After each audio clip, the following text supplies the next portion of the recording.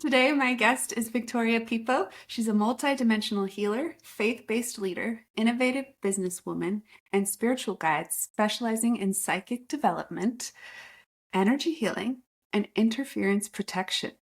With a unique blend of spiritual insight and professional expertise, Victoria helps high-level entrepreneurs, spiritual leaders, and healers globally protect their energy and thrive in their work in life. Welcome, Victoria. Thank you for being here. What a mouthful of an introduction. I can't believe, hearing myself back, I'm like, whoa, that's kind of cool. I feel very blessed that that actually is me. So thank you for having me. I'm really excited to be here. Yeah, I mean, the thing that I love that really stands out to me is this interference protection. If you've been an empath, if you like to use that term, it's really difficult to kind of manage your own energy and differentiate between yours and somebody else's. So, if you want to talk about a little bit.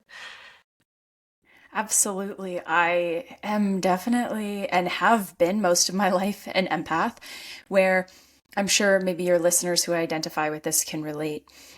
It was and has been really hard for me to know where I end and the rest of the world begins. It felt like every step I took, I was always absorbing the world around me.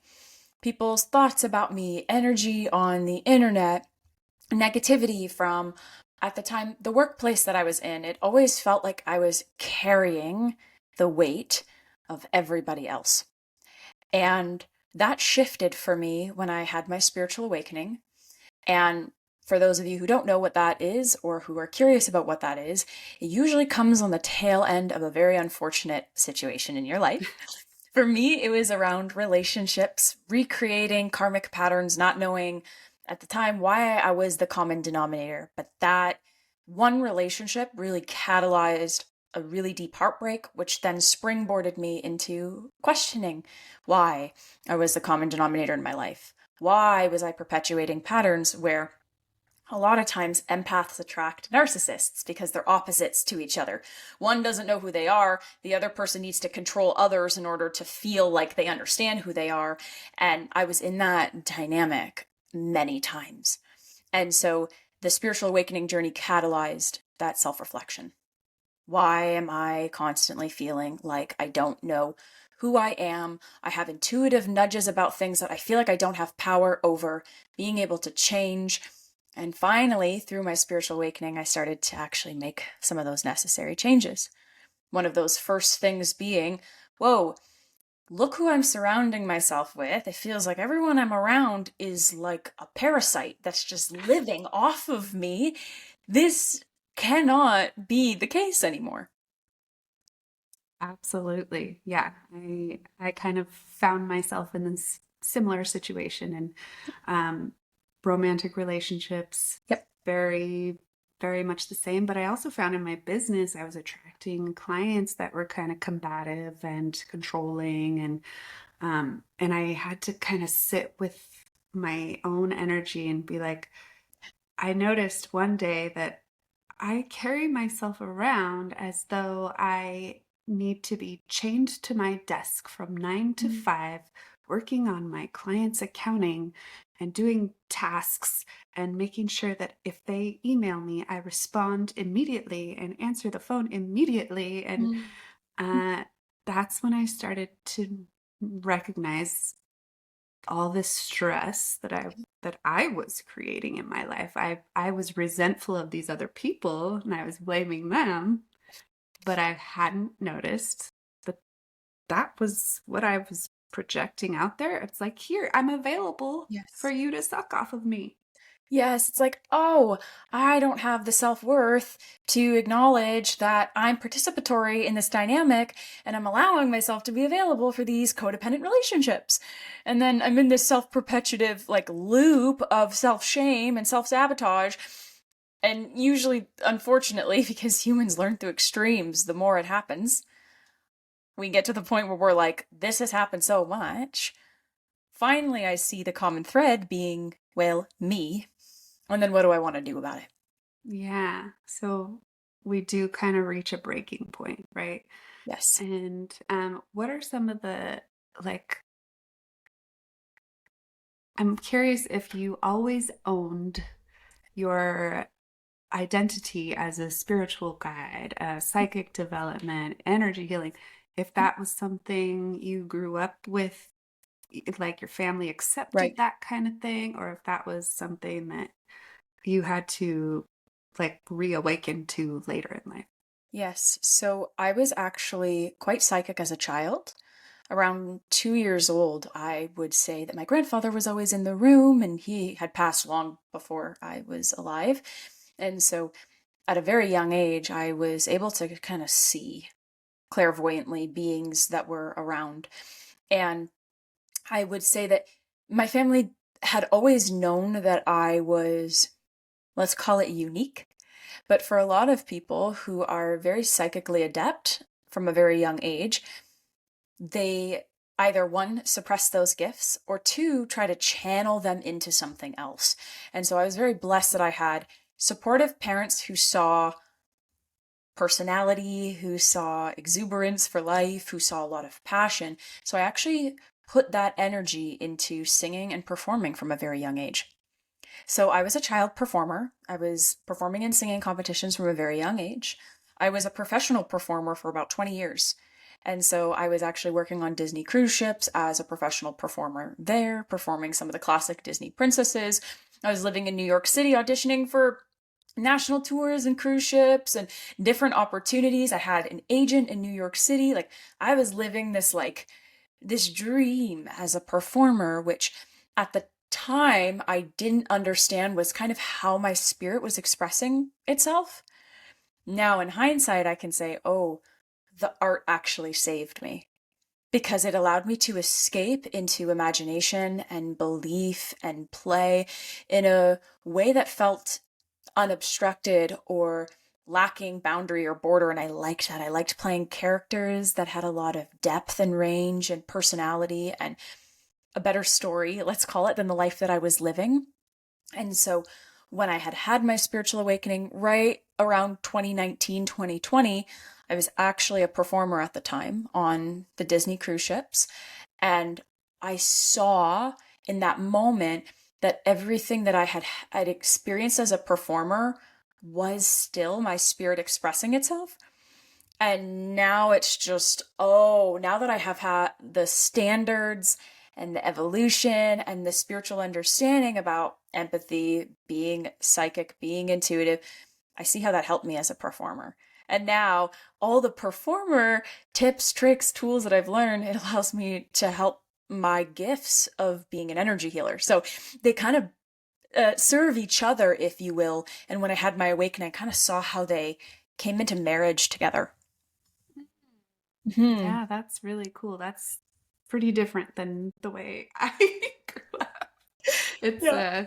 yeah, for me it was definitely not encouraged. Yeah. My parents were scared of it. They Oh, I told see. me to like scream in the name of Jehovah, get out, because I was raised Jehovah's Witness. So Wow. Well, yeah, good I for learned you to being just where you are now and having evolved and healed like generational trauma is such a significant, it's a challenge for those of us who are empaths, those of us who are on this path as unique misfits of the world. Like, congratulations to you for being where you are, being able to help your children in a way that you were not supported. Truly, I think that some of the greatest and biggest initiations that one can ever undergo is like clearing their generational garbage, trauma, pain that they've carried residually, and then realizing that it's not theirs to carry so they can truly impact future generations. yeah, it does take quite a bit of energy, Yep. and it's definitely worth it.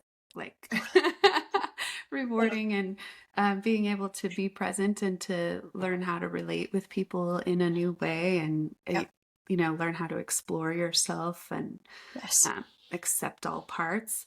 Mm. So it's I'm so curious how you came to be attracted to narcissists.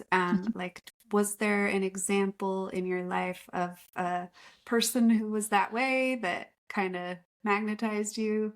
Oh, yeah. My mom's an empath. My dad's a narcissist. Textbook example. Like, I wouldn't even be surprised if you opened up a textbook about empaths and narcissists and my mom's face and dad's face were there. Like, my dad was really non-existent for a good amount of my life. But when he did come into my life, and this has been true, it is always filtered through the lens of his own perception. Instead of congratulating me when I had done well in a performance, it would be, that's my daughter. It would Oh, never be, I'm so proud of her. It would, that's mine. I made that. That's my daughter. Where my mom would go, I'm so proud of you, honey. Like, you're amazing. You're a superstar. Like, I knew I believed in you. Like, my mom runs by emotion. My dad runs by his ego. And so that dynamic, at least from when I was born, my parents were just separating. It was a very tumultuous separation. I got to witness the most extreme side of my mom's empathy and the most extreme side of my dad's narcissism. And mm. so I was raised by an empath and a narcissist. Yeah. Yeah, which is typically how it goes, right? We Totally, totally. And now I have a deep respect for my mom because I understand how hard it is to break free from not feeling like you need to carry the weight of everybody's shortcomings and also not feeling like you have control over it. For my mom, I think some of the challenges I see with her is there's no filter or protection around her own emotional responses to the world. Whereas mm, with my father, I've learned to accept that his bandwidth stays at like age 11 to 13. He's kind of trapped in his childhood trauma where he had a dream, didn't fulfill it because he got sick at the time. And that has kind of kept him in this self perpetuating guilt loop where he now has to kind of put me down to make himself feel better or live life through him and what he's done and how he succeeded and how he was successful. And I have compassion for that. It's like I had to accept that my dad was never potentially going to grow out of his own perception of like this like pinhole of how he sees life. Whereas my mom is the complete opposite. She sees life 360 and it's always giving her feedback. And I can also have compassion for that as well. yeah, yeah, that can be super overwhelming too, but this part that you mentioned about your dad being like didn't fulfill a dream, didn't Yeah. live out a dream, so being stuck between 11, 13. I'm reading this book now called The Way of the Superior Man by David Data. Oh, yes. Yes, yes, yes. Have you read it? I've actually kind of skimmed through it a little bit. My fiance really, really took to it well. Yeah, it's something, as a woman when you're reading it, you're like, okay, okay. But what he points out is that if with men and he does preface everything at the beginning that we're talking about masculine energy, not necessarily a man or a woman. Everybody has masculine and feminine energy. And so whatever you identify more with, but if you're a more masculine person, you have this need to be purpose driven and to penetrate life Yep. and your woman and um or the female or the feminine, Mhm. being that you're with, whatever. Uh, but when you don't do that, you do tend to have that stuck in child kind of, Yep. I'm going to inflate myself by feeding off of other people around me, right? Yes. Yes. And I respect that part of my father because I know that he was quite talented, and that's something that him and I can resonate with. We had a lot of natural talent. And I take a lot of his, I guess let's call it like bravado and confidence in a room. I can kind of use those gifts that he's given me, but not to the point that I need to make myself big because I actually feel small. Not that I need to show off because I feel like I won't be accepted if not. It's like in both of my parents, I can see how there's the healthy attempt to represent these archetypes, and I've been able to extract the juice that has made me very talented, thankfully, by the gift of God with the ability to sing and act at the time. And now being able to lead strong conversations about spirituality from that kind of confident, flamboyant energy my father gave me, but really channeled through the compassion of my mom. And so through my growth, I've been able to Because I know at first, and I'm curious if your listeners are here in their journey, like there's so much anger towards our parents for how they didn't integrate their crap and how we became the ones who adopted it. And, sometimes it takes us a quote unquote long time to realize that we just became these beliefs. And so anger was something I had to process. I had to be outright, sometimes unfortunately, like rude about how I felt like I had experienced injustice. And then over my growth and my maturity, I was able to find the gift and the blessing of being able to soften my heart, accept them both as humans, not gods, because children think their parents are gods. And then Yes. when you depedestal them and you have experiences like you and I have, are like, oh, they're not gods at all. Wow, they're just inner children living their lives as well. And then when you see them as little inner children, then suddenly it's like, oh, ooh, I kind of feel bad for you. And what have you given me that I want to take with me?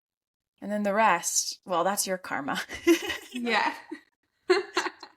Yeah, that's beautiful. So yeah, like kind of comes with reparenting. We learn to reparent our own inner children, then Yeah. we can have that compassion for other people. Like learning to love yourself kind of comes before you can really love others. Yes. I think the way that I loved before was to overgive and to Yes. deplete myself. And that's not love. It's actually, I follow Aaron Doughty. I don't know if you've heard of Yes. him, Yep. but like that's a form of manipulation, is the way he describes it. And it really is. It's like, I don't feel like I'm enough. So I need to please you and prove myself to all these other people in order to feel Yes. like I'm worthy. Mhm. And that is no better an expression of love Yes. than a narcissism's Yes. expression of love. Right? Yes. I think the challenge for us is to realize that overgiving never creates somebody who receives, because the opposite of an overgiver is an overtaker.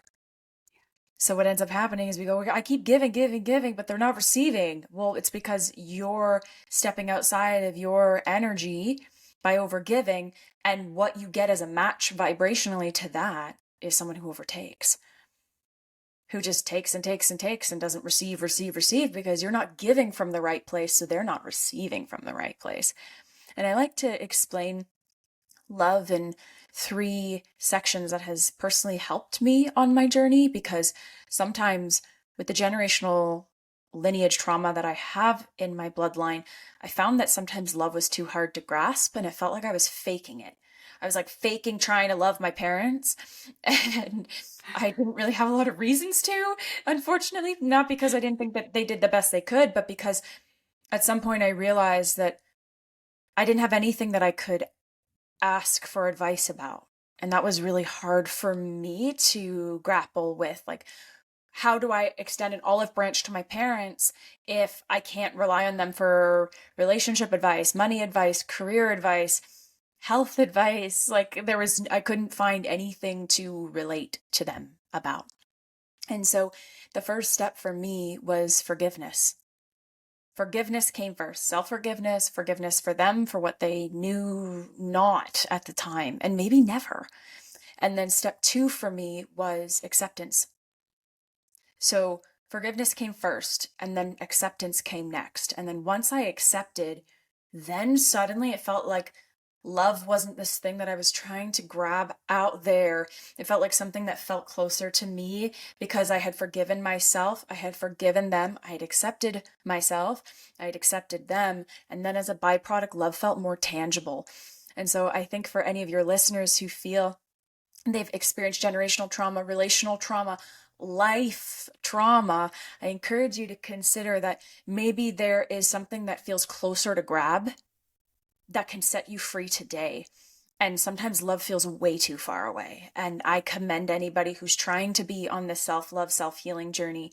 But first, forgiveness usually feels like the closest thing that we can find within us. Acceptance comes next, and you don't have to love something to accept it. You can accept that your body's changing. You're going through menopause, you're growing up, your kids are growing up, you're empty nesting, whatever it is. Like, you can grab acceptance without feeling like you have to love it.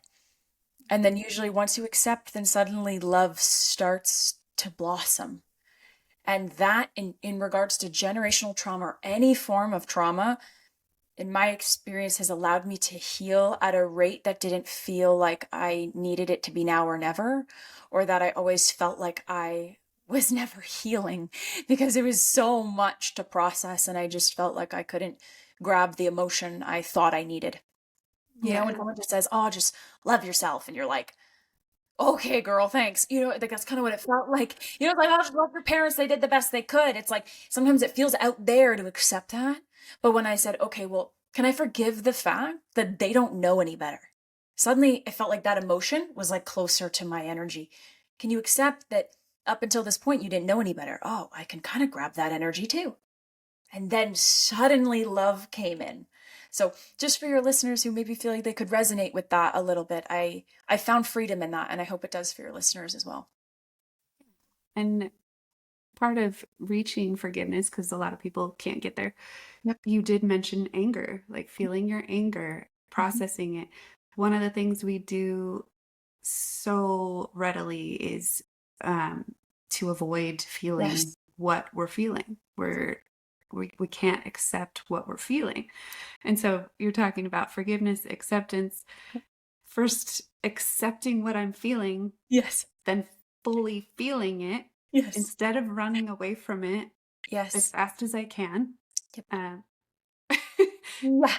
Like, let me get out of Dodge, or anybody around me get out of Dodge, because once a feminine unleashes her anger, it's like, now we have the LA fires, unfortunately, but all around me, because here's the fire. Like, I find that validating our feelings allow us range and permission, because sometimes our feelings are scary, especially when, as children, we are taught conditions are tied to emotion. So if you're a good girl, you'll get that ice cream. If you stop crying, then you'll get that TV time. Like, emotions are tied to condition. Therefore, most of us do not grant ourselves permission to unconditionally feel something because it's always attached to something. Like, okay, well, bulk up, be a man if you want this. It's never just like, I feel anger, I feel sadness. And especially at this developmental time when our emotions are being developed, between the ages of 2 and 5 is when our sacral chakra is developed. This is when, and you're a mom, so everything is 0 or 100. yeah. There's no, I'm kind of sad. It's like, no, you took my Lego. Like, you know, everything is 100. And then what starts to happen is, well, if you want dinner or you want your favorite food, then I'll give you the Lego. And then we start to kind of internalize, oh, I can only process this if this. I can only have this if this. And then in our adulthood, we do that same thing with ourselves. Once you get their love or approval, then you'll consider meeting your needs. Once you do this, this, this, then I'll do this. And so we have to almost, like you were saying, reparent ourselves and train ourselves to validate the unconditional expression of whatever it is that is alive in us, because otherwise it's just going to come out another way. Yes. And then there's this with raising kids, it's like when you haven't grown up being allowed to express emotion, Yeah. the way you parent is going to be the same. And I was observing that I was repeating my parents' parenting style with my Yeah. kids. And I was like, oh, okay, well, I'm so mad at them and resentful that they did it this way. So I don't want to do it. Right. So then it was like, okay, now I have to do research. Now I have to surround myself with a Mhm. different example because Yeah. I have no other point of reference. Yes. And so just and that happens in steps. Like I expected myself then with my strong inner critic and perfectionist tendencies to go from 0 to 100 as Yeah. far as I'm going to be the perfect parent now. So that means I can hold space for my child's emotion and I can da da da. And it was really just another extreme version of empathing. And Yep. so, so I've learned to, okay, my child is screaming at her brother and it's mean, and I don't want him to feel like a Mm-hmm. degenerate because of the way that she's talking to him. So now I have to address, like, we don't talk to people that way. It's okay to be upset, or you're angry, or like my son has a lot of pent up energy. It's like, go in the bedroom, put on some boxing gloves and beat up the bed and like burn that energy out. Like, feel your stuff.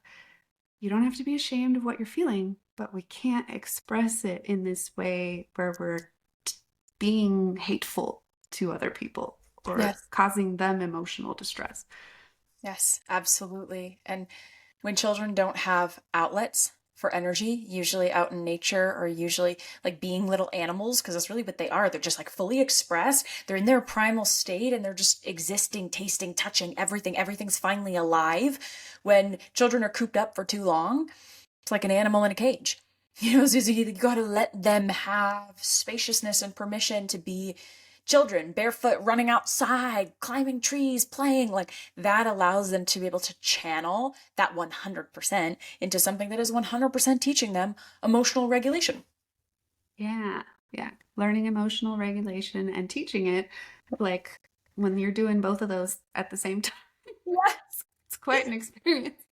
But I kind of want to get into attachment styles. So most of my life I was fearful avoidant. And so now that I've gone through awakening, I think we should also kind of get more into what awakening like can look like what practices people do. But we'll get there. Um, Now I'm playing in the realm of anxious attachment and just trying it on. And Yep. like so in dating, which has got to be so tricky for the person I'm dating because they have no idea what I'm doing. But I'm like, I'm just learning about myself. I'm going to try on anxious. I'm going to allow myself to feel what I'm feeling, and I'm going to express it in a way that I feel is kind of ugly, but I'm going to just do the thing because I Yep. apparently need to. It's in there. So did you go through any of that in new relating? Yeah. So a little bit of both, actually. Quite avoidant when it comes to certain emotions, quite anxious when it comes to the idea of separation. So, interestingly enough, I would play out this karmic cycle of I'm anxious until you get too close, and then when you're close, I want separation and I'm avoidant. And then I would kind of play this back and forth. And I know with the attachment styles, they can kind of play interchangeably where you're like, anxious avoidant where you're like I want you close but I also want you far because coming from a family of divorce, people always leaving and abandonment was something that was really instilled in me. And of course nobody wants people to leave. Of course people want to know that they're loved, and so I wanted to feel loved but not when it got so close that they could leave. And then when Mm, they got so close to leaving, then I would sabotage and then I would kind of create this loop of please stay, no just kidding, please leave, and then wait, I'm so sorry, oh please stay. And that was a massive loop that I only healed with my now fiance. And even in our relationship for the first 2 years, I would break up with him every luteal phase before my menstruation. It was like something that I would do. I would have the flip of hormones. I would feel a lot of my shadows coming up around wanting freedom and wanting to be, an uncaged bird. And then suddenly I would realize that he is the cage. And then I'd start my bleed and go, oh no, he's not the cage. I'm the one in the cage. And it got to the point where my partner has a very secure attachment style. Parents have been together for multiple decades, and he's a middle child. He's extremely grounded, and he was like, so like, are we gonna grow out of this pattern? Because like at this point, like I don't even believe you when you tell me to pack your stuff. He's like, get out of here, and he's like, okay, I'll see you in 2 hours. Like he just got to the point where he was like, I'm not even believing you anymore. He's like, when are we going to grow out of this? Because like I'm a strong person, but I don't think anyone should have to go through this emotional wave. And that was a breaking point for me of finally being done with the extreme attachment styles where I wanted them to stay, but only if they were at arm's length. And I wanted to feel wanted so badly, but not to the degree that I felt like I was being caged. And so this was a huge, huge, huge healing for me. Probably one of the biggest I've ever had to work on. Yeah. Yeah. I've had similar, like with the play of I want you around, but not like I still avoided intimacy. Yes. And I just like it was too if it can be taken away, if I'm going to be really devoted and Yeah. attached and feel deep love, then I am terrified and I don't want that. I Yes. just want you kind of here on a surface level. Yes. And yeah, that is so now, learning to lean into intimacy. It's a journey, right? Yeah. It's I've like a done, softening to life because the attachment styles make us really hard in our energy or really clingy in our energy. And we have to learn to find power from within and feeling centered from within and learning to regulate safety internally. It's like, I am safe regardless of if he's here or if he's not, if he stays or if he goes. I'm okay. Even if I feel that at some point we separate, I'm going to be okay. Like, my life is not threatened by his decisions in life or my decisions in life. And so that to me has been the healing of the inner work to find internal safety so that I don't need to project the fragility I have about life and the endings of life onto someone who just wants to love me unconditionally. He's like, yeah, I call him my golden retriever because we actually have two golden retrievers, but he's my third. And he's just this super loving, grounded, centered being. And I really feel that God brought him into my life to say, this is what security looks like. You have no examples of this. It sounds like with your family, like you didn't have a lot of examples of that nurturing, grounded, secure, like feedback. And so I didn't have any feedback other than toxic karmic relationships. And so when I had someone who was secure, it just completely disrupted and dismantled all of my stories because I couldn't survive. They couldn't survive next to somebody who was like, are we done? Are we good? Or should I come back in like a few business days when you're like done pretending that you're done with me and then realizing that that was a bad decision? Like, I'll just go stay over there and you'll come back later. love it. A few business days. Yeah, I'll come back Amazon shipping, I'll come back in one Amazon Prime day. You go stay there. Fine, go ahead, do your thing. And then, you'll probably be back. And then, Yeah. like, show surprise, I was always back. Dang, what a bad decision I made. Oh. But that came from not having solidity. When my parents got divorced, they both remarried almost instantly. Those relationships only lasted for a few years. They got divorced and then they got remarried. Oh, So I had six parental figures between the age of 0 and 7. not, So really, yeah, in the fundamental time where my brain is like actually developing. yeah. So it doesn't surprise me based on my childhood that how I would respond to life would be kind of in this reactive way because my life was reactive. Yeah. And going back to what you said about having, um, oh shoot, I just lost it. But like I was kind of like the little, oh, not being able to really get advice from your parents, like Yeah. looking at their different areas of life Yeah. and being like, I actually have better information than you do. Yeah. And how lonely and scary that can be.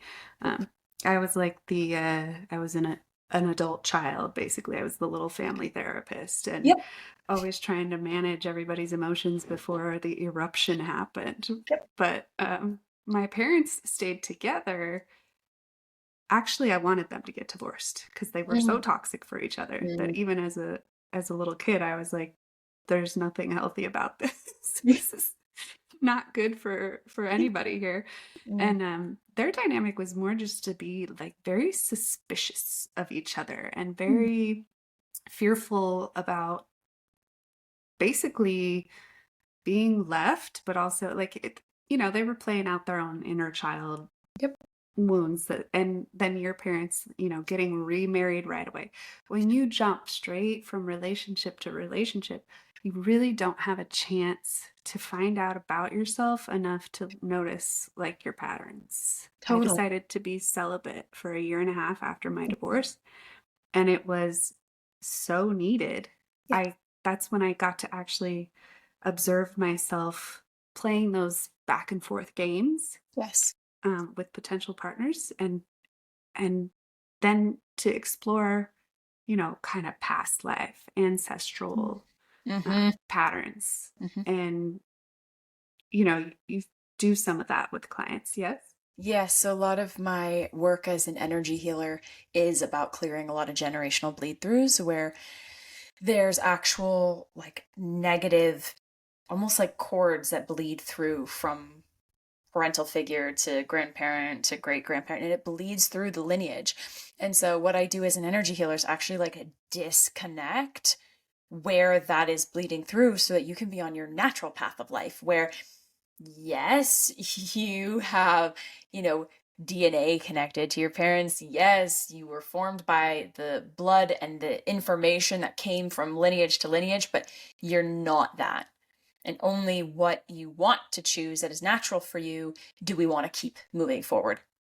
So, as an energy healer, I do a lot of past life removal work where there is a lot of like challenging life lessons that your soul didn't heal from. And then we want to restore those lessons in the most abundant manifestation in your energy now.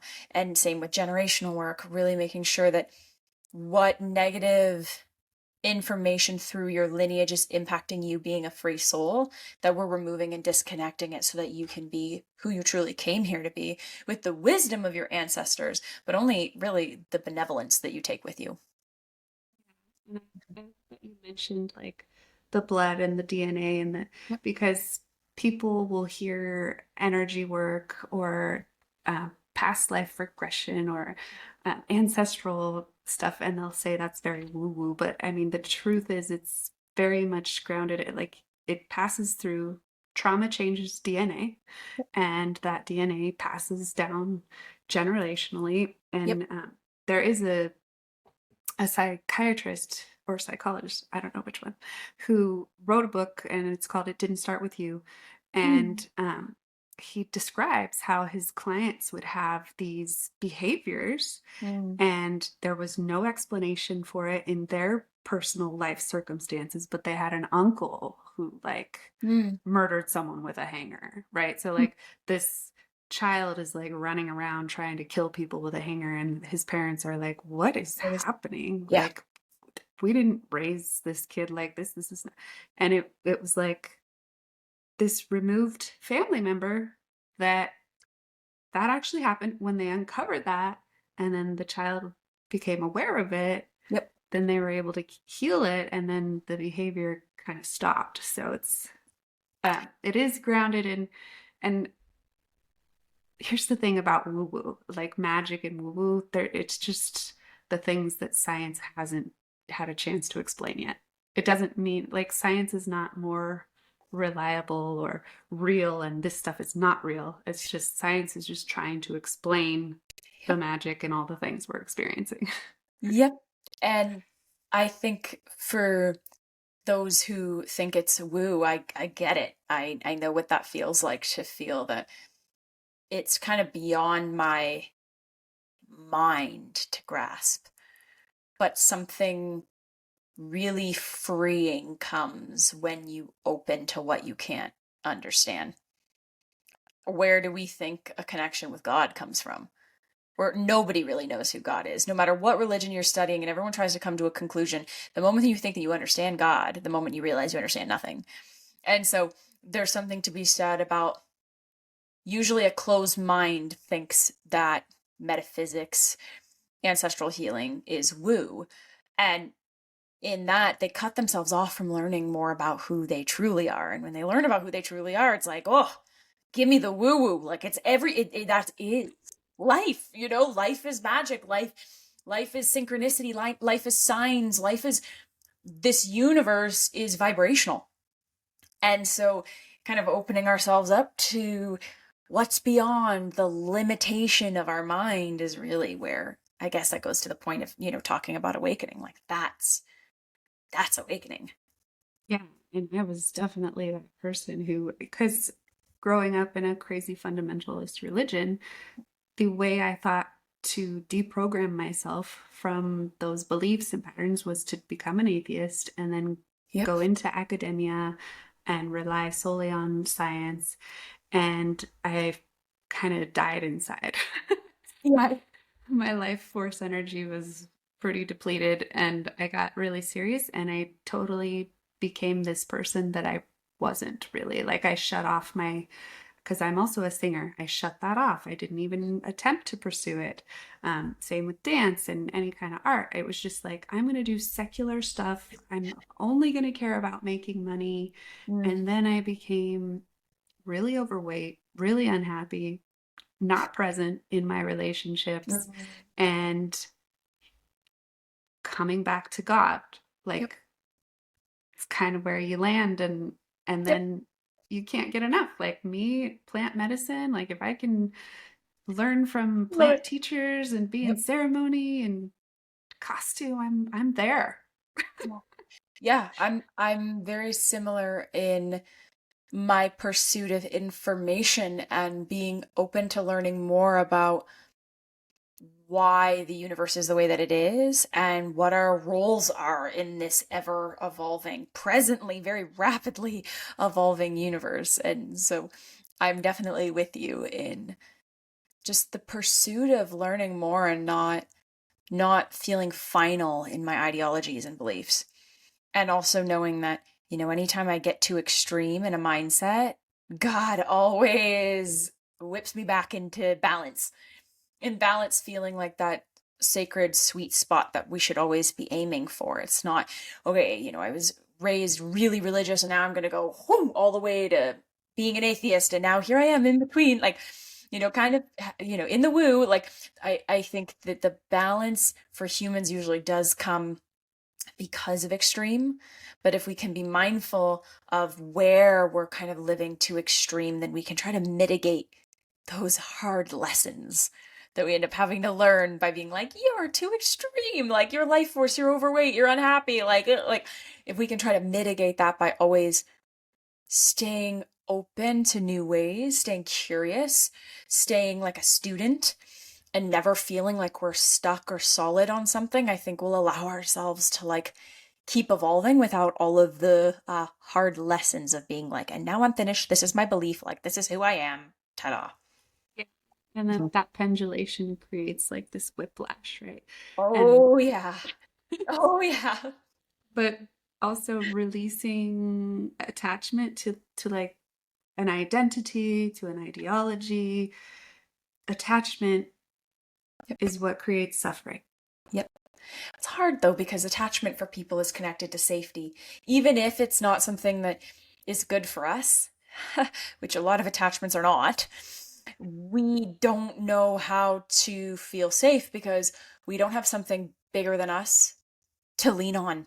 So when it's just you and you alone and letting go of your anxious attachment style means that maybe that person's going to leave and you don't feel safe without it, then you'll usually stay with a, comfortable hell than an unfamiliar heaven. And that's really where most people end up staying. It's like they don't know how to detach because they don't have something bigger than themselves to surrender into. So a lot of times the conversation becomes around like, what do you believe about a higher power? What do you believe about the reason why we're on this planet? And if it is simply to like live and die, like I encourage people to open up more to, but why are you here? Like what actually created the life that brought you here? And what does it mean for you to live a fulfilling life? Because the more that you lean into that, you'll ask yourself some good questions that'll pose a lot of further questions of that, I'm sure. And that's that process of awakening and unraveling that when it comes to needing to let go of our attachments, because they're not serving us, like you said, they're causing suffering, then ultimately, when we do surrender, we have something to surrender into. And that's what allows us to be able to let go of that suffering because we're kind of swapping it for having faith in something. I And without mean, that, then it kind of feels like, well, why would I do that? Like, why would I let go of attachment, even though it's causing me suffering? It's not so bad yet that I'm hospitalized, so I'll just deal with that later. Like that little, yeah, whatever. And then you have that situation that happens, and then you go, oh crap, who's God? Like, let's try to mitigate that happening by starting to be curious and open and aware that maybe there is more. And then what is that to you? and it can look different for everybody, but if like Totally. we're just here to live and die, then why are we so scared of death? Yep. Like, and Yep. having something to surrender into is a beautiful way of thinking about it. And it doesn't have to be the word God for you. Mm-mm. It can be, Anything. Some people love to use universe, some people love to use source, some people like to use higher power. Whatever works for your beliefs and your body is exactly what is best.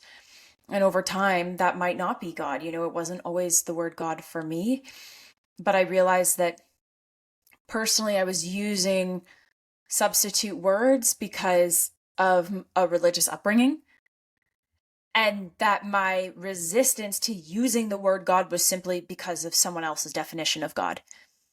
And I just naturally fell into using the word God when I was on my spiritual journey, and I let go of the films that I had around, well, I was raised Catholic and we use the word God and we're always up, down, pray, like give everything. Like once I kind of stepped away from religion, God felt like the right word for me. But again, for your listeners, that might not be it. I just think a lot of times people don't want to use the word God because what it's become associated with. And so they supplement other words at a time where maybe it's needed to forgive, to accept, to love, whatever this higher power is. And then they might naturally fall into the word God or stick with higher power. yeah. And that was kind of my experience where I found out that I was just really attributing the pain Yeah. of the religious ideology Yep. to God. And but when I could remember that from a very young age, I felt a deep connection with God. Yep. Um, and it was just a natural thing and it was a Yeah. personal thing and it Yep. was outside of the church. And so then I also found in doing parts work and internal Mm-hmm. family systems work that by not using the word God, I had a little inner child part that was like, Yes. but that is my safety. That is my Mm, relationship. And so I was I like love that. trying to negate that and reject it, and I couldn't anymore. And then I thought, okay, well, what's the path of least resistance here for Right. me? Using the word universe, I don't have a connection to it, Yep. but I do have this deeper connection from a very young age to the Yes. word God. So I'm just gonna, Mm. let go Follow what of feels right for you. that Exactly. ideology and that I was taught and define it myself. I think that's the best part of God is that with free will, it, she, whatever you want to call it, has given us the opportunity to decide the definition that suits us. There's a lot that many say about who God is, but it sounds like even based on like what you've shared here and very similarly with myself, it feels like a very intimate relationship, very personal relationship with this creator that feels beyond explanation, feels beyond ideology, but feels like a safeguard and a cushion through life. And that's really what I think the gift is of having a relationship with a higher power is, especially when it comes to releasing attachment and attachment styles, is that soften the blow with a cushion and let that cushion be whatever higher power you want to connect with, ideally one that's benevolent, and that benevolence being something that you can lean on in times of distress or weakened faith or questioning of your path. And at least in my experience, I have seen so many gorgeous conversations happening, what feels like sometimes in real time with God through different signs or just overwhelming senses of peace in times of distress in my life, or feeling people just say the right thing at the right time. And you wonder, where did that come from? Like, how did that person know that I really needed that message right now? And that's how I assign God in my life. Not this like man who sits on a cloud who says, you're good, you're bad, but this relationship with my reason for life and this guiding, loving hand that wants to make sure that I fulfill all of my heart's desires in a way that I enjoy. That doesn't feel so painful and tumultuous and heavy. And that's not to say that God doesn't give you challenge or growth, but when it comes to extremes, well, that's just human, you know? Like we're the ones that put ourselves through those cycles. But when it comes to growing and challenge and heartbreak, and that is kind of the name of life. But when we have God or a higher power, that cushions the blow of life and it allows us to lead more gracefully through hardship. Spiritual awakening can be quite painful and challenging. And Oh um, boy. when Yeah. you start learning to not live from a place of an authoritarian always guiding you, because so many of us grew up with some kind of authoritarian figure telling us we're wrong and that this is the right way to do it and there's only one way. And most religions have taught us that that was God doing that. And when Yep. we start living in more compassion, authenticity, curiosity, Hmm. we start recognizing, no, I don't need to whip myself through this Yep. spiritual awakening. I need Yep. to make it as pleasant Yeah. and soft. Like God gave us our desires, a Yeah. higher power, whoever, however you want to call it, Yep. gave us our desires, designed us to have our desires, the original ones we came in with when we were little. And Mhm. there's nothing wrong with them. Nope. Nope. The full expression of whatever your human experience is what made you in God's image. So let the desires reign, like let your heart soar and dance in expression and let yourself be open to having what you want in this life because I truly believe that God wants that for you too. The only thing is, there's a saying that says it's a heavenly road to hell and a hell road to heaven. Because this straight and narrow path of following in faith, in trust, in grace, in gratitude, that's hard to grab sometimes. It feels very narrow in comparison to how a lot of people live their lives. Grabbing on the easiest thing to escape what I'm feeling, trying to always try to find the shortcut so I can make the most money to get out of where I am, to be able to hit that milestone just to realize it feels like nothing, like it's empty. It's empty, empty, empty. And I've lived that path. So I can tell you with complete certainty, I know what it's like to chase something in a very wide road of feeling like I was the one who was creating my life and I wanted to touch everything, taste everything, experience everything, but as quick as possible. And that caused a lot of harm in my life. And now my path doesn't necessarily happen at the speed of which my expectations would like sometimes, truthfully, but they happen at the right time. And that's the truth about walking on your spiritual awakening path is being open to the right timing of your life and how maybe a year ago you wouldn't have been ready for the blessing that you have now. Maybe 5 months ago you wouldn't have been ready for that relationship. You wouldn't have been able to receive it. And maybe God needed to give you what you needed before you could have what you wanted. And in my life, I've seen that to be quite true. But when you're in a time of getting what you need, it doesn't always feel very good, but you become more grounded, more centered, more sure of yourself, more at peace, more in faith. And then as a byproduct, when that thing comes, that blessing, you're already full. You're not empty trying to use the world to fill you.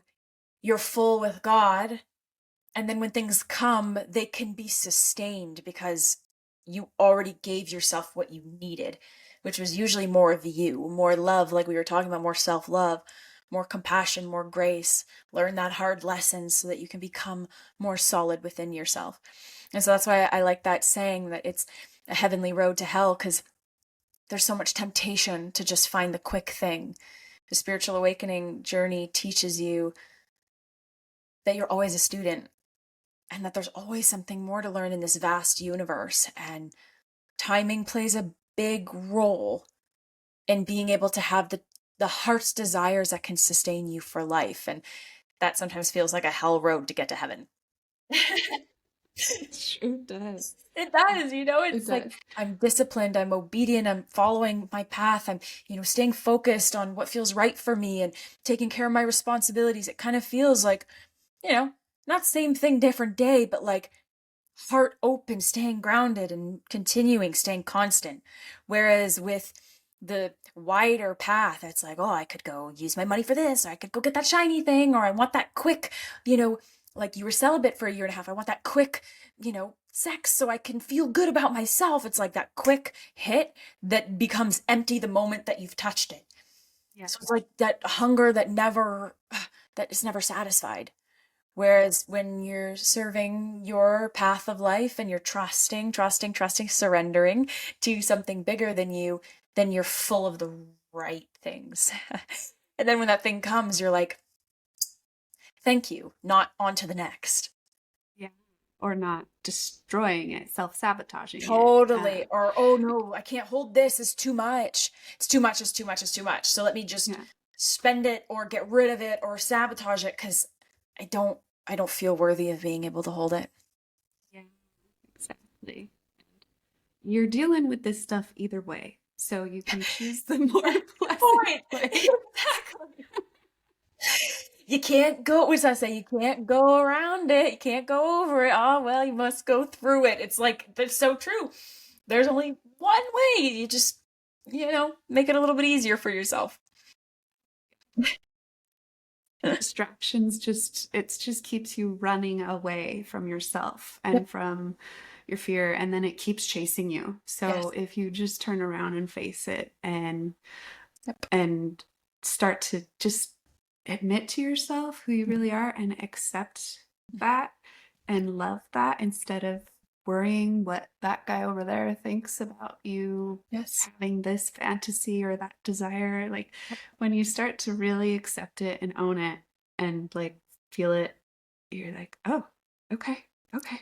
And then those blessings come, and then you're like, wow, Like it it's happened. amazing.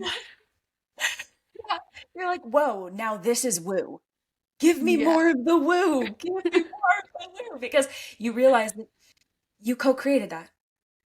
That you Yes. had something that was planted on your heart and you set an intention that it was going to come to be. And then, like, it actually happens. And when you see evidence of something that you've actually placed on your heart that actually happens, that gets exciting. And it gets really motivating to keep following that straight and narrow path.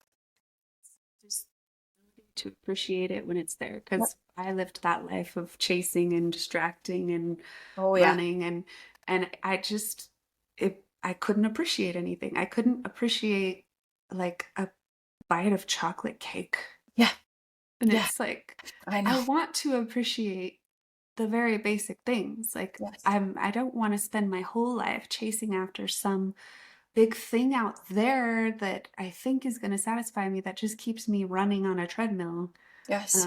I want to be sitting with what I have and Mm. loving it and happy that I have it. And that's what a spiritual awakening does. Yes, it brings you back to the present, right? As simple as a 10-minute meditation will tell you, and come back to your breath. Once you drift off, come back to your breath. And it sounds nauseating at first, but something starts to happen the more that you meditate. And it's that your reactions of life change and the way you feel in life changes. And as somebody like I had shared earlier was so reactive in life, meditation, being present allowed me to not feel like I was living my life up here and, above my head. For those of your listeners who are like, I always feel like I'm buzzing, I'm anxious, I'm on to the next thing.